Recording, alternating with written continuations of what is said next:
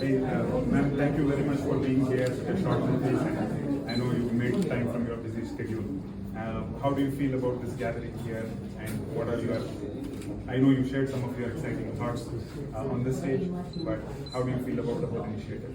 I think it's a great initiative. The fact that the initiative is not just about one institution, one organization, but the entire state itself, that's Exhibition America, I think is very impactful. The fact that you're involving the future, that's the students, as a part of the vision of a state is, I think, very empowering for the students. And I was just amazed with how awareness, alignment, and action came together with corporates, NGOs, and the institutions, which I think is missing today.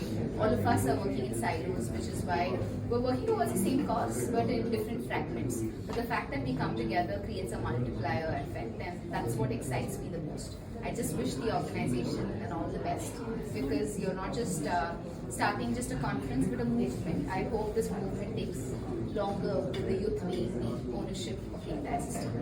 So what we intend to do is partner with academic institutions in a larger way and bring about youth clubs. I think Abhishek shared a fantastic idea of each club taking up one single SDG. I would probably approach Global Academy in the next Definitely, week. we'll be a part of it, because I feel if all of us are trying to solve the same problem, it's again a problem, Yeah, exactly. which I think is happening across. We see a lot of NGOs working with the same issue.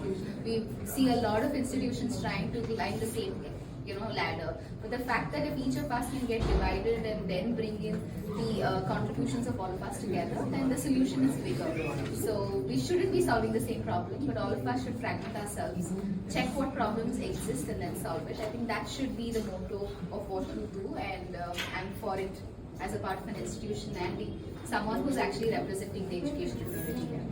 Thank you so much for your presence here, and I know let this collaboration continue. Thank you. All the best.